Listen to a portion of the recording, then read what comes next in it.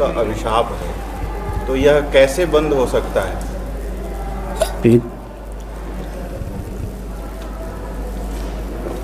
मूल बात यह है कि 7 नवंबर 1966 को मेरे सामने इंदिरा गांधी के शासन में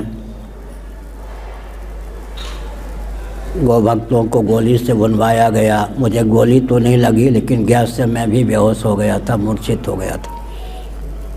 इतना ध्यान है कि किसी संत ने मुझे उठाया और कितने घंटे बाद होश में आए नहीं पता, लेकिन एक पार्क में मैंने अपने आप को देखा। मेरी आंखों के सामने कांग्रेस के अध्यक्ष कामराज ने दक्षिण से अर्धसैनिक बल बुला रखा था। मैं नाम नहीं लूँगा। छत्तीसगढ़ के एक शुक्ल महोदय ने हरियाणा से अर्धसैनिक बल बुला करके गोभक्तों को भुना था। दैवयोग से वो भी भुने ही गए, इंदिरा गांधी भी भुनी ही गई। अब गोपाष्टमी के दिन ही इंदिरा गांधी भुनी गई। गोपाष्टमी के दिन ही गोभक्तों को मरवाया गया था 7 नवंबर 1966 को। ये भी एक ऐतिहासिक तथ्य है। जिसने गोली मारी होगी इंदिरा गांधी जी को, उसे नहीं पता कि आज गोपाष्टमी है। उसके घर के पास भी मैं गया हूँ पंजाब में। लोगों ने कहा महाराज इसी परिवार के व्यक्ति ने गोली मारी थी। तो गो हत्या में एक संकेत करता हूँ, ये सब समस्याएं हैं। हम गौशाला में जाते हैं तो गोहत्या से गौशाला को दूर करें, गोवंश को दूर करें। गंगा जी के तट पर जाते हैं, गंगा जी को अपने मौलिक स्वरूप प्रदान करें, ऐसी समस्या आती है। ये सब समस्याएं हैं। मूल क्या है, वहाँ हमारा ध्यान है। जैसे 1000 पंखे चल रहे हों, एक एक पंखे को पकड़ के बंद करने का प्रयास करें। घायल भी हो सकते हैं, समय भी लग सकता है। स्विच ऑफ कर दें तो अपने आप सब पंखे बंद हो जाएंगे। इसी प्रकार मूल समस्या क्या है, उस पर हमारा ध्यान है। उस मूल समस्या का समाधान होने पर सारी समस्याओं का समाधान हो जाएगा। इसलिए हमको अपनी संस्कृति के अनुसार शासन तंत्र चाहिए। जब तक हम शासन तंत्र अपनी संस्कृति के अनुसार प्राप्त नहीं करेंगे, तब तक लोग बलिदान होते रहेंगे, इस प्रकार की समस्याएं बढ़ती रहेंगी। इसलिए हमने संकेत किया शासन तंत्र का शोधन आवश्यक है। राजनीति और विकास की परिभाषा उद्भाषित करने पर राजनेता हमको स्वस्थ विधा से प्राप्त हो सकते हैं। अभी तो राजनेताओं को राजनीति की परिभाषा का ही ज्ञान नहीं। विकास के जितने ठेकेदार हैं उनको विकास की परिभाषा का ही ज्ञान नहीं है। वेदांत शास्त्रों का भगवत कृपा से अनुशीलन करके हमने विकास और राजनीति की परिभाषा उद्भाषित की है, जो इस प्रकार है।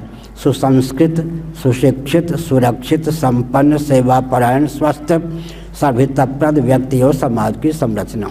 सुसंस्कृत, सुशिक्षित, सुरक्षित, संपन्न, सेवापरायण, स्वस्थ, सभ्यताप्रद व्यक्ति और समाज की संरचना।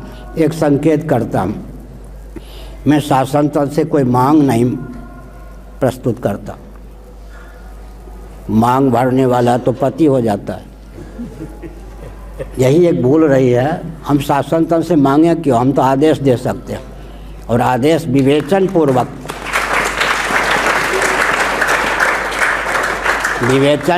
बने। जो हम कह रहे हैं उसका अनुपालन करने पर पूरे विश्व का कल्याण होगा। विश्व का हृदय जो भारत है उसका उत्कर्ष होगा।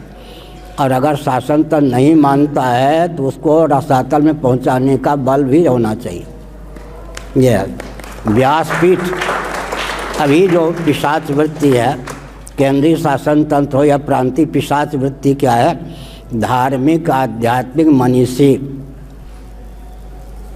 संस्थान के पुरोधा आचार्य हम राजनेता, प्रधानमंत्री या मुख्यमंत्री के समकक्ष भी नहीं हैं।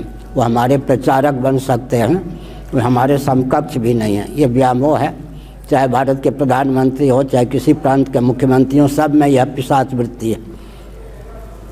इसका अर्थ क्या हुआ, कोई भी प्रधानमंत्री नेहरू जी से लेकर अब तक, तो विविध प्रांत में जितने मुख्यमंत्री हुए अब तक, वो धार्मिक आध्यात्मिक मनीषी को अपने समकक्ष भी नहीं देखना चाहते, तो ऊपर कैसे देखेंगे। यह पिशाच वृत्ति है। हमने एक संकेत किया, 2 व्यक्ति, लोग कहते हैं हिंदुओं में बहुत फूट है, संप्रदाय, इस पर हमारा बिल्कुल ध्यान नहीं। क्यों ध्यान नहीं है, महाभारत, वाल्मीकि, रामायण और पुराण इत्यादि जितने हैं उनमें जो व्यूह रचना की विधा है गुरु गोविंद की कृपा से हम लोगों को प्राप्त है। 2 व्यक्ति ही स्वस्थ क्रांति के लिए पर्याप्त होते हैं, सबको बटोरने की आवश्यकता नहीं होती। बाकी लोग तो फिर अनुगमन करते हैं। मैं उदाहरण देता हूँ। उधर ऊपर कौन थे, पहले विचार करें। सबसे पहले कौन हुए, नारद जी। और उधर उनके तैयार किए हुए प्रहलाद जी।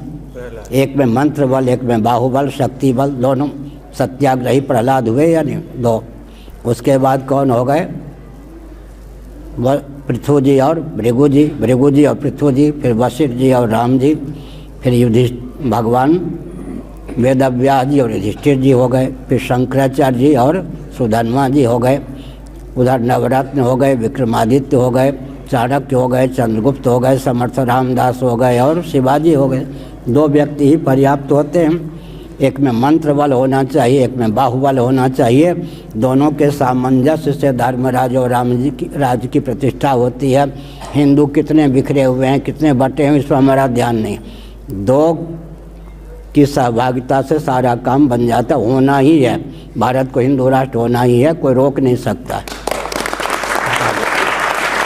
क्योंकि इस रॉकेट, कंप्यूटर, एटम, मोबाइल के युग में वही सिद्धांत टिकेगा जो दर्शन, विज्ञान और व्यवहार तीनों में सामंजस्य साधने में समर्थ होगा। कोई भी पंथ, मजहब ऐसा नहीं है जिसमें दर्शन, विज्ञान और व्यवहार में सामर्थ्य साधने की क्षमता हो। इसलिए सनातन सिद्धांत ही विजयी होगा। और हमारे पूर्वजों के रूप में भी हम ही थे। अनादिकाल से पूर्व शरीर को त्यागते समय तक कदाचित कैवल्य मोक्ष मिल गया होता। हम भगवान रामकृष्ण के तो अवतार नहीं है ना। तो हमारे पूर्वज भी कौन थे, हम ही तो थे उस समय। जब हम कहते हमारे पूर्वज ऐसे थे, अर्थ क्या निकलता, उस समय हम ऐसे थे, यही ना। हमारे पूर्वज कौन थे, हम ही तो थे। शरीर अलग था उस समय। हिरण्यकशिपु का भी शासन तंत्र हम लोगों ने देखा है, उसको भी विदीर्ण किया गया, उच्छिन्न किया गया। और एक विचित्र बात है, बुरा न मानो होली है। ये जो दुष्ट होते हैं यही तो सज्जनता के मूल होते हैं। दुष्टों में जो दुष्टता होती है उसके दमन करने के लिए तो सज्जन आते हैं। और सज्जनों में जो दमन की शक्ति होती है अराजक तत्वों के, वो शक्ति ही तो दुष्टों को उद्भासित करती है। एक दूसरे के पूरक क्या सृष्टि तो ऐसे चलेगी ना। द्वंद्व का नाम ही सृष्टि है। सज्जनों की सज्जनता किस पर प्रकट होगी।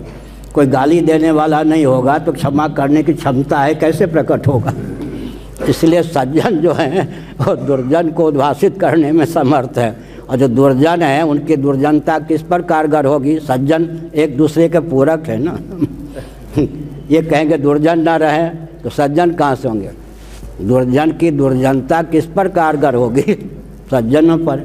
और सज्जनों की सज्जनता, गाली देने पर भी उनकी सज्जनता विचलित नहीं हुई, ये कैसे समझेंगे। एक दूसरे के पूरक हैं, कभी अधिक वो हो जाते, कभी अधिक ये हो जाते हैं। कोई ऐसी समस्या नहीं है जो समाधान की सीमा के बाहर हो गया नारायण।